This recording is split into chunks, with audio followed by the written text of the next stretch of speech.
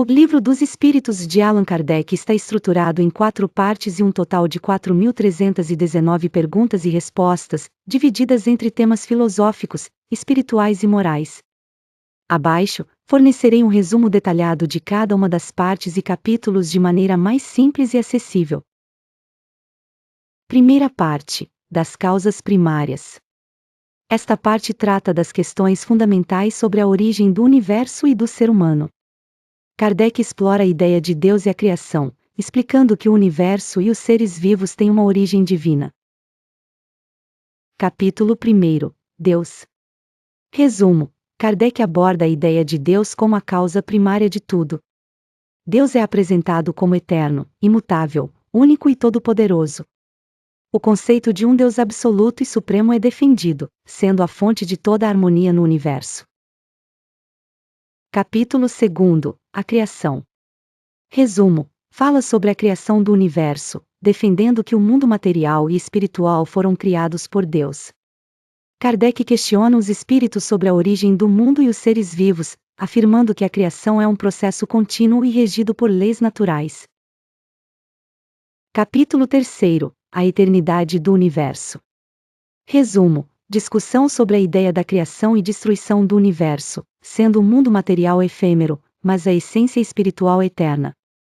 Kardec explora a teoria do universo como um processo contínuo de renovação, sem início nem fim. Capítulo 4. A matéria e o espírito. Resumo: a matéria é apresentada como um princípio passivo, enquanto o espírito é o princípio ativo. Os espíritos influenciam a matéria e, por sua vez, a matéria afeta os espíritos. Explica a relação entre o corpo físico e o espírito, destacando a importância da reencarnação. Segunda parte, do mundo espírita ou mundo dos espíritos. Aqui, Kardec foca no mundo espiritual, explicando a natureza dos espíritos, sua existência, organização e a comunicação com os vivos. Capítulo 1. Os espíritos. Resumo: explicação da natureza dos espíritos. Eles são seres inteligentes, imortais e criados por Deus. Cada espírito tem uma individualidade que evolui através de várias reencarnações. Espíritos podem ser bons, neutros ou maus, dependendo de sua evolução. Capítulo 2. Classificação dos espíritos. Resumo: os espíritos são classificados de acordo com seu grau de evolução moral e intelectual. Eles são divididos em espíritos superiores, bons, e inferiores, maus, e essa classificação é importante para entender a comunicação entre os planos espiritual e material. Capítulo 3.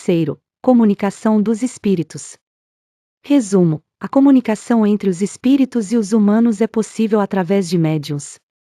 Kardec descreve como se dá essa interação, como as mensagens dos espíritos podem ser interpretadas e a importância de discernir mensagens verdadeiras de falsas. Capítulo 4. Descrição do mundo dos espíritos. Resumo: o mundo dos espíritos é descrito como uma dimensão paralela ao mundo material, onde os espíritos vivem após a morte física. Eles têm uma vida mais ou menos semelhante à vida terrena, mas sem os obstáculos físicos que limitam a nossa existência.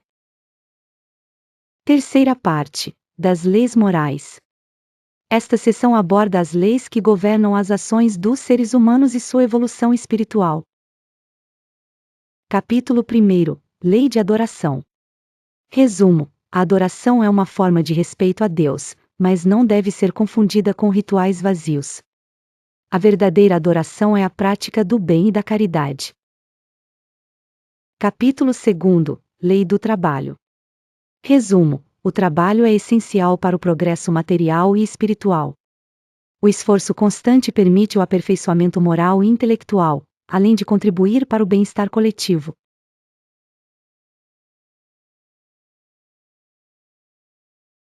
Capítulo 8. Lei de igualdade. Resumo: todos os seres humanos são iguais perante Deus. As diferenças sociais, raciais ou de classe são temporárias e não têm valor perante a verdadeira justiça divina. Capítulo 9. Lei de liberdade. Resumo: a liberdade é uma das grandes dádivas de Deus.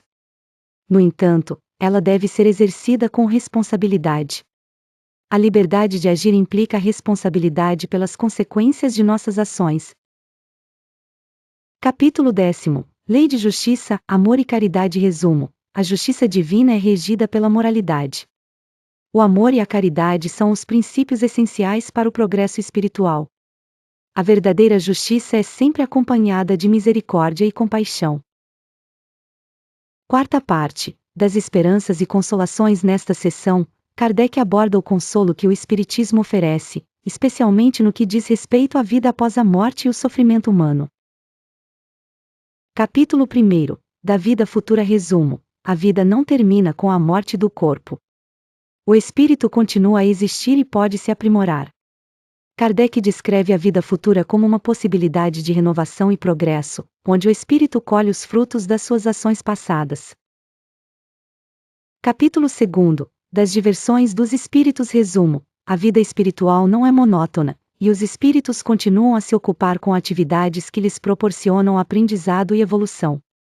Kardec descreve como os espíritos podem se comunicar entre si, aprender e se divertir no mundo espiritual. Capítulo 3. O destino dos espíritos. Resumo: o destino dos espíritos depende de seu grau de evolução moral. Espíritos que atingem uma maior perfeição podem gozar de uma existência mais harmoniosa, enquanto os menos evoluídos permanecem em estados de sofrimento ou expiação até alcançarem a melhoria. Capítulo 4. A reencarnação. Resumo: a reencarnação é o processo pelo qual os espíritos retornam à vida material para continuar seu aprendizado e progresso. Kardec explica que a reencarnação é uma lei natural e necessária para o aprimoramento do espírito. Conclusão: Livro dos Espíritos é uma obra profunda e ampla que busca oferecer uma visão científica, filosófica e moral da realidade espiritual. Allan Kardec não apenas apresenta a doutrina espírita, mas também convida o leitor a refletir sobre seu papel no universo e o significado da vida e da morte.